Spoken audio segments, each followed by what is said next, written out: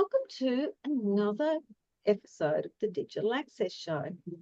This week, or this month, we really have been focusing on usable digital communication. We're now going to take a look at it from a different angle, and I bet it's an angle that most people never think about because they don't have to think about it. Our guest this week is Jeremy Hill, who is an orientation and mobility expert from Guide Dogs Queensland. Jeremy, thank you so much for coming on. Well, thank you very much, Narelle. Jeremy, can you tell me a little bit about you? What is an orientation mobility expert and why they're important? Yeah, it's a very funny sounding type of occupation, but orientation and mobility is the skill and the ability to remain oriented to where you are at any given moment. So if you were to walk through the city and someone stopped and talked to you and distracted you, you could then remember where you are, remember your main points around you, remember your bearings. And mobility really is putting that spatial skills into movement and being able to negotiate with low vision things like steps and curbs and all those sort of things, crossing roads. So the two work together. But the whole point of orientation is having the skills to know where you are and update that in real time as you walk along. So, Jeremy, who are your clients then? Because the average person with sight should be able to do that, shouldn't they? Certainly. And 35 years ago, when I finished my training, so you do a 12-month course in orientation ability, I then went back to where I was living, which was Western Australia. And my boss thought he would give me, for my first client, what he thought was a very easy client. He was a very intelligent 7 or 8-year-old. I'll call him David. And it was pretty well a case of, well, I'm sure Jeremy can't go too wrong with this one on his first go. And it was in a little country town called Bridgetown down south. And the boy was going to be starting a new school next year. So he was on his holidays and the caretaker let me in with his bunch of keys and we had the whole school to myself. And his mum dropped him off and said, I'll pick him up. Dropped him off at 9 o'clock. I'll pick him up about 1 o'clock. He'll be ready for his lunch by then. So I thought, okay, we'll see how we go. And little David, it was a typical West Australian school that had a C shape to it, like it sort of has a veranda and the veranda's at the front and you got a set of steps and the steps always go to the office. And then there's a little oval out the front where so pretty simple school. And David had a cane. He was quite good with a cane and he was very excited to learn his new school. So off we went. And I suddenly realized that David's a very smart guy. And I'm looking at my watch knowing he's already memorized in order which room was which room was the library, which room was the office, and which one was his. And the caretaker had already hung up a little hook near his classroom so he could hang his cane up. He was the only child at school with a vision impairment. Hung the cane on the hook and looked at me and said, I think I know the school now. And this was about 9:30, and don't forget he's not going to get picked up till 1 o'clock. So during my course, I had taken a series of little fridge magnets because you have to make yourself a toolkit to take out. Because if I was, say, demonstrating something to you, I could get my little magnet kit and go, well, this is the shape of something. And so I got the little fridge magnet kit out and we sat on a bench at the school and I said, let's see if we can make a map of your school. And basically, after a few minutes and humming and hawing, he drew a map of the school with the little magnets, which are all little strips. And all the magnets were set in an absolute straight line. And this absolutely puzzled me. He had the exact order.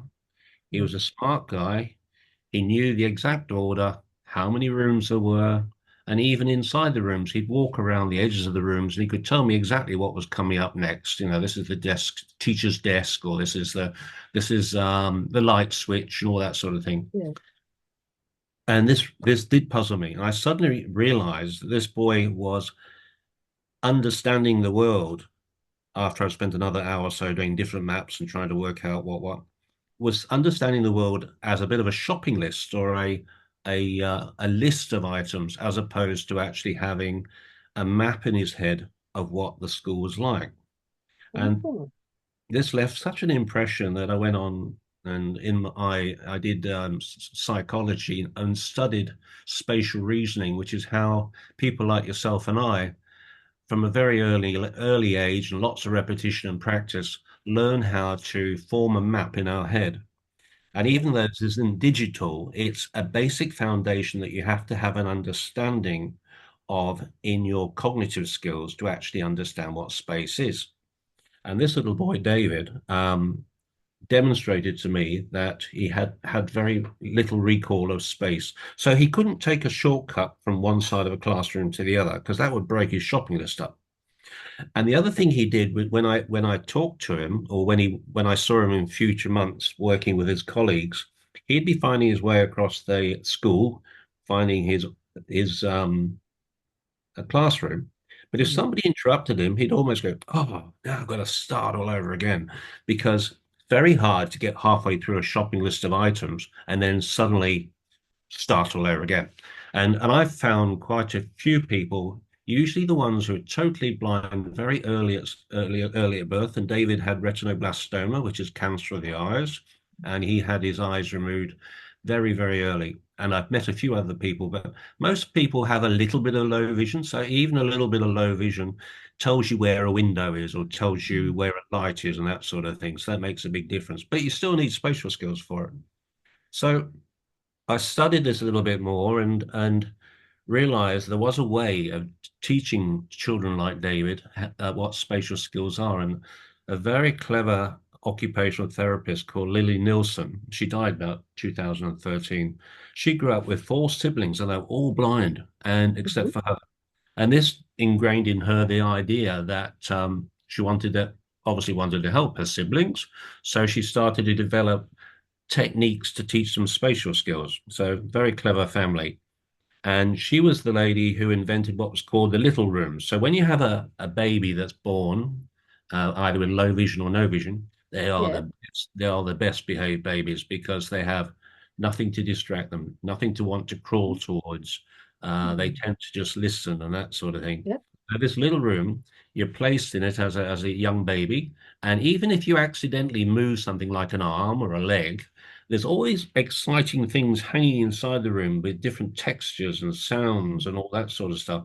So even by kicking your left leg, you get a result, and then you go, "Oh, I wouldn't mind kicking my leg again to get that repetition." So it creates the ability for the child to uh, know and map in their head where certain things are. And once you've started to do that, and the child starts to walk, that's when the long cane can come in. So they're not Mm. tripping over the little things and start to learn the real world, having set up that template in the brain for spatial skills. And added to that, those spatial skills will become really important later in life because using a computer, Hmm. using Yeah. a phone, anything, they're going to need those spatial skills. I know for me this morning, I was in the mall, we're in my hometown, and I went into what we call Uptown. And I ended up, I was lucky my support worker was with me because I ended up completely lost because I got into a lift that I thought it was the lift that I was familiar with, but it was one lift down. And so everything was brand new for me. And I was really puzzled and I was feeling it and thinking, yeah, I can see light and shade. I can see shape. No, this Yeah. isn't right. But it had me what it was. And all I could think is, okay, keep walking until you find where you can make a choice because there is no beacons, there is no Bindi maps or any wayfaring apps, wayfinding apps, I should say, in this shop. So with very little sight, for me to get around was quite difficult. But So because if you I have didn't have that, the spatial awareness, it would yeah. have been a lot worse. And you're dead right. It goes right back to basics of even getting out of bed in the morning. Do I get off the left side of my bed and where will I walk Mm. into? The phone rings, so you've got to get yourself across the lounge room pretty quick to pick up your mobile Yep. phone. As you mentioned, you can't use a Mm, mobile phone because it has a spatial thing to it. So it's mm, very, very difficult. I guess you can use, Siri on your phone and that sort of thing, but you've mm. still got to find your way around the world and find the basics. And Yeah. the thing about spatial skills is there's research to say if you don't learn those skills before you're about 7 years old, you never quite get that system in your head that sets a template for getting around Uptown Local or walking up the mall and that sort of thing. And a lot of the things we use digitally or in the environment are all based on the fact you've got to A, recognize what it is you're actually touching with the cane or where the Yep. guide dogs are stopped. And secondly, where do you go from that? There has to be a decision point where you come to a tactile tile or something and you go, right, I can go left here, I can go right here. Um, if you accidentally turn around, you can recheck things around you to get yourself back on track. Mm. And I've got to be honest, I don't have, I'm guide dogless, as I call it at the moment, Uh-huh. and I'm reliant on the cane, and the cane is taking over a lot of that. I'm not sure what words you're the orientation mobility, the wayfinding for me. However, I am really dependent on the tactile markers and my phone. Can you explain to people more about the tactile markers? Sure. Actually, I think there's quite a few misconceptions from the sighted world about tactile markers. I've spoken to people just informally, and they say things like, "Oh, I think they say you don't slip on the ramp, or they're Mm. there as yeah, as a basically as a non-slip floor." But just in Australia, in other countries, they use more types of tactile tiles, which I think would get quite confusing. We only have two types of tactile tiles.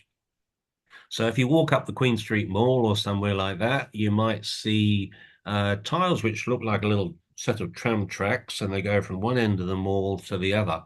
And occasionally they're tactile, which is called directional tiles. So they go in straight lines because they're directional.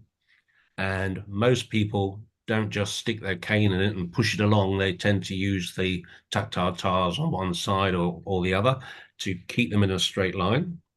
But then along these directional tiles, you'll have these ones which look like little Lego bricks. They've got little dots on them. And those little dots, they're called hazard tiles. And hazard tiles tell you, literally, there's a hazard. Doesn't tell you what the hazard is, but it says, hey, stop here and slow down and check out what's coming next, because it could be an escalator, could be a pram ramp, it could be, and if it's unfortunately, tactile tiles are used very much for design mistakes. Like you remember the Telstra telephones made of perspex stuck in the middle of the footpath, so they would have Yep, we've still got one in my area. yeah. And you can very often, if you've got tunnel vision, you can see through the perspex, so you don't Mm. actually know the telephone's there. So they are decision points or hazard tiles. As a decision point, sometimes they'll put the tactile tiles with the dots on it or the hazard tile at a point where you make a junction. So it might be if you go left, you'll find your way to the ticket office, or if you go right, Mm. you'll find your way to the exit. So they're really saying slow down and have a think and work out where you're going. But as you and I were saying, you've got to have the spatial skills to understand what they're trying to tell you. So Yeah. they are another form of communication, but they'll mean nothing if you don't know the area. Unfortunately, a lot of getting around relies on having somebody like an orientation mobility specialist who gets someone, especially if they move home, they've got a whole new environment. But I hopefully one day we'll get to the day where technology and tactile tiles and wayfinding techniques will take that out of there so you can actually go somewhere completely new, which is getting as you must say, it's getting to that point with Yeah. good digital technology. Yeah. And this is it. I use two tools. So the one tool I use is Blind Square, which is a like a wayfinding app. So as I walk along, and it only works outside, it does not work in buildings. It tells me, you're going past Bunnings, you're coming up to bus stop 15 or 20 or whatever it is. So I always know where I am if I'm in a bus or whatever. I hear that in my ears. And I use that. You can use it with Google Maps or you can use it with Apple Maps. There's different, mapping tools that you can use. And I would work out, say, if I wanted to go into the city, I would say to Blind Square, okay, I want to go to Uptown Mall. And it would say, yep, not a problem. There's your choice of route. So it would say you can go by train, you can go by bus, you can walk it if you want. And then as I walk, it will tell me where I am. And that's a form of digital communication because it's useful because I know where I am, number one. But the moment you get in a building, it's gone. It doesn't work. And we've still got choices too. So I've worked with things like Bindi Maps and I've Yep. worked with NaviLens. I think Mm. NaviLens could work very well. I know it's used in Spain a fair bit, but it could be used with tactile tiles. So when you get Mm. to a certain shop, you could check with your phone just by pointing it down towards the tactile tiles, and there would be like for those of people who don't know, NaviLens looks a bit like a QR code, but it can be set into the like a mosaic into the ground, or it could be set on a wall, and it will Mm. actually tell you where you are. So the tactile tiles keep you in a straight line if you're not using a guide dog, and then they would actually give you a wayfinding clue as to where you are, and then you can decide whether you want to carry on or whatever. Whereas Bindi Maps is more of a beacon system. And Mm. I've noticed whenever I've got my phone on Bindi Maps, it will tell you you're just entering now a place which has Bindi Maps. But Mm. I don't think we've heard the last of it yet. I think there's a lot of different wayfinding technologies you come out yet, not just for But visually impaired people, but for anybody. For you and I, when we go to an airport we've never been to before. yeah, and I agree with you. I think wayfinding is going to be a way because it's like a map for within buildings, and it makes such a difference for us. Because obviously, you go into a building, a person with sight, a person that doesn't have dyslexia or any of those reading issues can look at a kiosk and read, okay, I want to go to whatever shop. Okay, it's on level 2 in this section, and you can get your way there.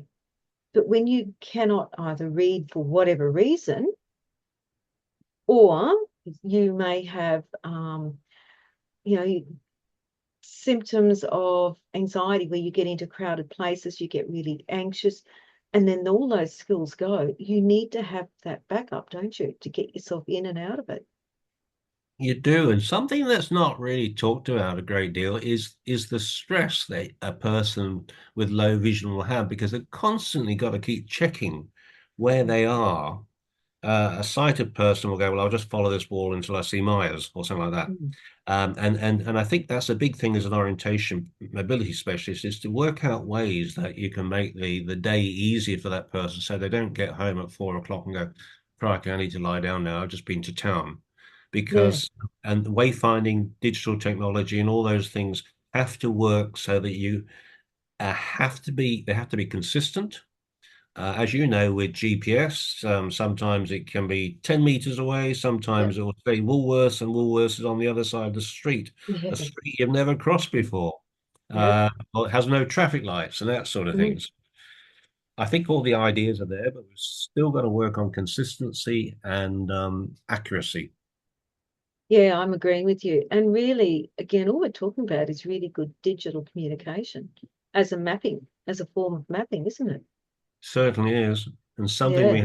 something we haven't talked about are the other pedestrians around you. Oh, yep. So there's two things here. First of all, and I've seen this over years and years of teaching people with a long cane. If there's a group of people having a chat in the mall, and then Narelle's coming along with her guide dog or a cane, for some reason, 90% of the time, those people will stop talking. They'll stop talking. And now you had that sound clue of a group of 4 people chatting. Well, that's easy. You can just go around the sound and back in, Yep. find sometimes they also tend to stand on the tactile tiles too. I'm not Oh, sure that. yep. Um, and secondly, when your people um, spot somebody, say at a crossing or in the mall, looking a little bit, like trying to work out, do I go upwards or downwards? And I do that as a sighted person. Mm. Which way do I want to go?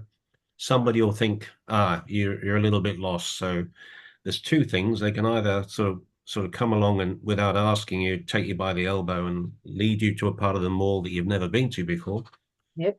or secondly, they don't want to say anything because I'm not quite sure how to approach someone who has low or no vision. And so Mm. that's something we've done. I've been working on as part of our, not only just as part of accessible tourism, but trying to get people to realize you can actually just politely say, "Would you like to take my elbow?" and take that, give that person a hand across the street or a hand up the footpath, or and then the other thing is which people regularly ask me, is it okay to say to someone with low vision, "I'll see you later"? They, is Yeah. that true? I get it all the time. I've got to tell you, I had the best one today. I was standing waiting for my friend, the support worker, and I was just standing beside a traffic light, and this lady comes up to me and says, "Oh, look, excuse me, are you lost?" And I said, "Oh, no, no, no, I'm just waiting for my friend." She said, "I always ask because I've got a friend that's got a vision impairment."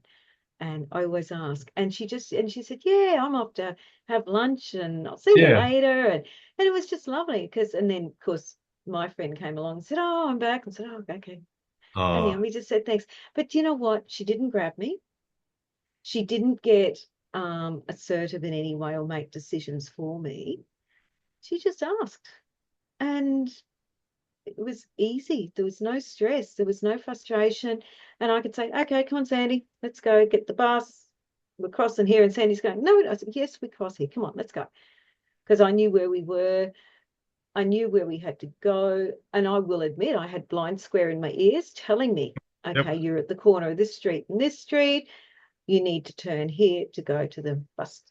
So I had the communication going in my ears. So it was useful, usable digital communication via audio. I had Google Maps set up. I Yeah. knew that I just had to cross the street, walk left, and I get a ringing bell. In my case, I set it up as a ringing bell because it's very different to a lot of the sounds that you hear on a street, and wait for the bus. And then I use another tool called Next There. And what Next There does is it tells me, it picks up what bus stop I'm at, and it tells me, "Hang on, you're at this bus stop. These are the buses that are coming." So I can actually track and see, yep, I need bus 999, whatever it is. And it will tell me bus is going to be here in 5 minutes because there's a lot of buses go through that bus stop. I know where the bus is. I know it's running late or whatever it is. So those three tools, which are usable digital communication tools, Mhm. give me the comfort of knowing I'm at the right bus stop. They give me the comfort of knowing I haven't missed my bus. It's just running late. I know where I am. I know where I've got to go. It gives me directions because I use it as a clock face. I don't like north, south, east, or west. I prefer a clock face and an analog clock face. It works beautifully. And I've done a lot of work with, okay, if it's saying 6, well, I know I've got to completely turn around, do a 180 and go the opposite direction because I'm walking the wrong way.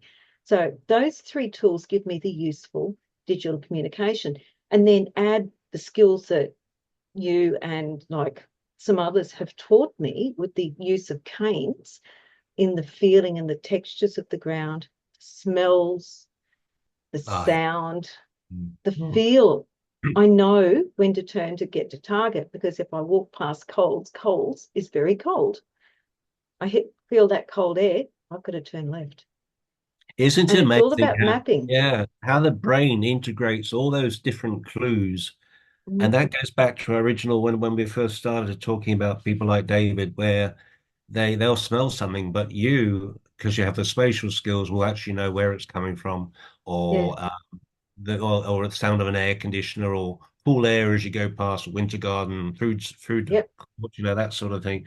And it's put, and that's why I thought it was important to talk about the way the brain maps it yeah, and use it like a collage of different sensory information. And and yeah. That's a people, good word, collage. It's well, you do, exactly it. you're also flipping from channels. What are my feet telling me? Yeah, And and also your face, even if you didn't have any vision, you can work out pretty accurately where the sun is shining from on a good day. And then once you know where the sun is shining from, if you know roughly what time it is, so say if it was 2 o'clock or so, mm, you could place your nose at 12 o'clock, like you're still talking about clock yep, faces, and halfway between your nose and 2 o'clock is north. yeah. because we can't always rely on the GPS, especially when you've got high That's buildings right. and things too.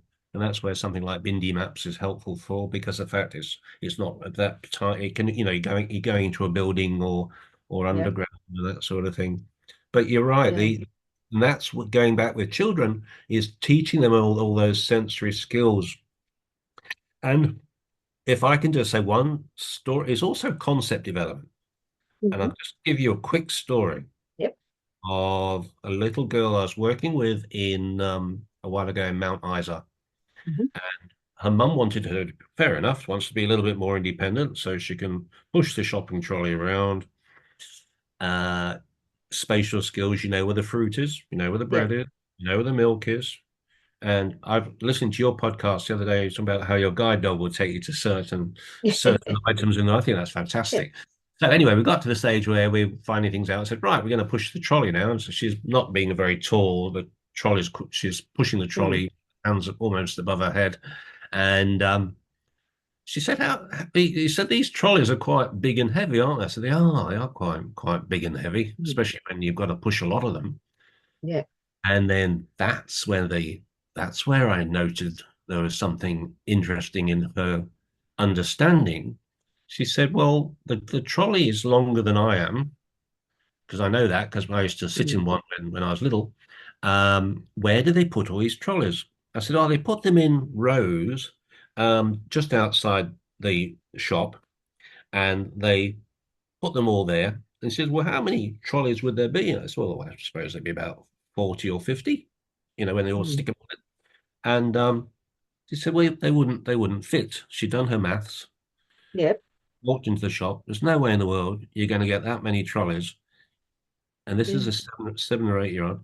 And she said to me, "That won't work, Jeremy." She was like that. "Well, it won't work. You won't get that many trolleys." That's why I didn't realize trolleys go inside each other. Yeah. And that was a concept. She said, "No, I had no idea." So then we spent the next half an hour pushing a trolley inside another trolley, working out the Yep. other, I call it the little gate thing at the back. Yep. Sounds like a common sense thing to people like you and I, but if you don't know that building block and you Mm. don't know that concept, then there's two things. You socially can't talk about the way shopping trolleys work. You can't understand how to put a shopping trolley back where it belongs, and you have no idea of how one object fits in with other objects. So very important as an orientation mobility specialist to make sure you keep checking on all that sort of stuff. Yeah. So that eventually they become like Narelle and they can get around and they can do all these things, shop and change, use the world around them, and remain confident and also hopefully stress free. Yeah. And I think that's it. Jeremy, you've made a lot of good points today about orientation mobility and how, with joining that with digital communication and the cane, because people forget the long cane is an assistive technology tool. You should never touch it. I always say to people, or especially kids, "Do you like people touching your eyes?" And they'll go, "No, no, no." I'll say, "Well, that's my eyes. Don't touch it." Particularly adults will say, "Excuse me, you don't want me to touch your eyes. You leave my eyes alone." And I'll go, "What?" I say, "That's my eyes. Don't touch the cane." It's an And extension, isn't it, of because you're using a cane at the moment. It's an extension mm, of your finger and your hand, and your brain. It's spatial skills again, knows yeah, exactly where. But people who haven't seen someone use a cane, I always say it's almost like kicking a football, because as your right foot comes forward, the cane flips across to the left. yeah, It's always checking where you're about to put your foot. So yeah, when you come to something like a curb ramp or a hole in the footpath or something, your brain is mapping it all the time and you know mm, exactly where it is. So it's not just something, a cane isn't just something you get given and then you just tap around. mm, It's actually being used like an extension of your arm. And mm, that is so important. And I know when you give it to little kids, the first thing they do is start bashing the floor with it, because that makes sound, and sound yeah. is another topic we could talk about for ages. Oh my gosh, yeah. Echolocation. The brain starts to listen to sound bouncing off the walls, bouncing off windows, off the ground, Mm, and that sound is very, very useful for the human ear. yeah. And it's just such an important topic because the cane is fantastic. It really is. But unless you've got, I really don't know how people managed previously without digital communication. I lost my sight where digital communication is everywhere. But when they didn't have digital communication, how hard was it? Because I've got that extra feedback. They didn't.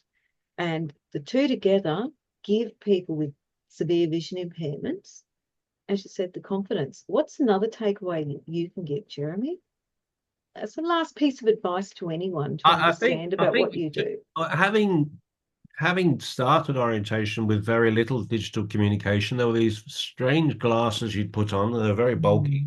They weren't much of a fashion statement, and they would use ultrasound. And we still use ultrasound now. I helped develop a device called a mini guide, which is it's very reliable, easy to use. So that's another thing which actually it's a bit like a reverse sensor on a car. It picks up obstacles in your path, and then with your spatial skills, you can then walk around the obstacle.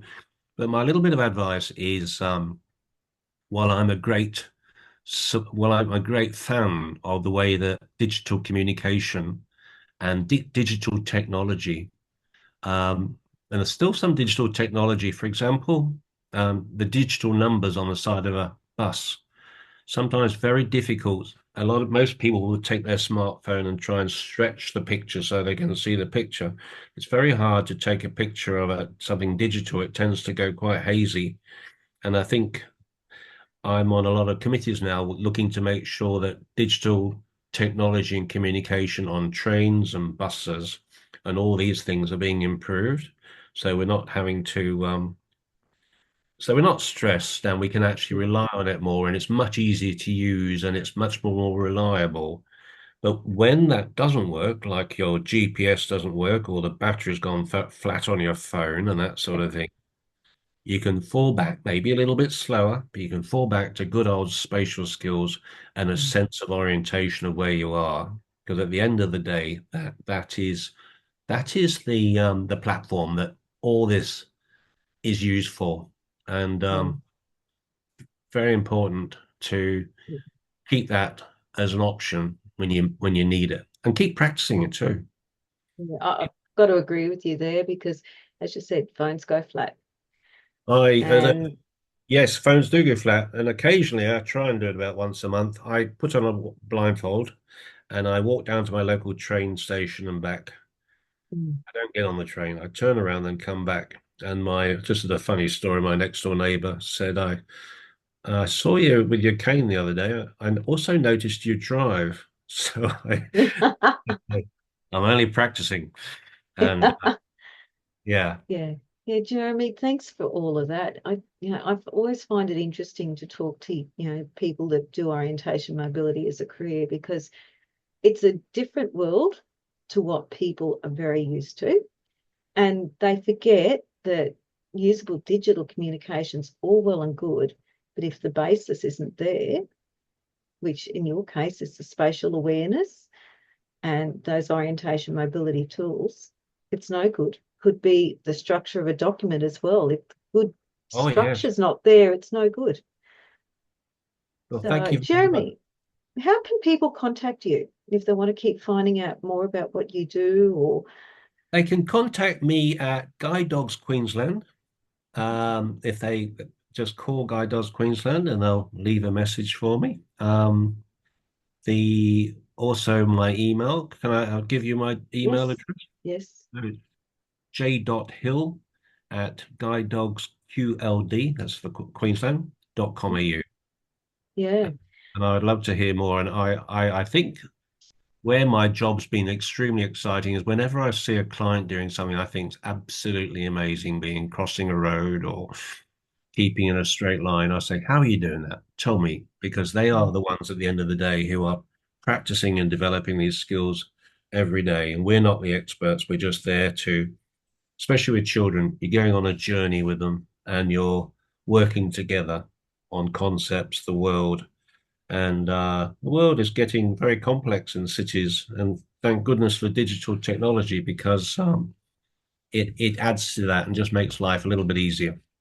It does. So Thank you for being on there, Jeremy. If you like what we do, everyone, please like, subscribe, share, review. Definitely keep in contact with Jeremy. He and the orientation mobility experts that people with vision impairment have to have do a wonderful job, but their job is only as good as what the people in society give us the breathing space to do. You know, Jeremy does wonderful work. However, it also needs everyone else to understand what he does to enable us with severe vision impairment to be independent. So yeah, please like, share, subscribe, review, and we'll see you next time. Bye-bye. Thank you very much. Bye.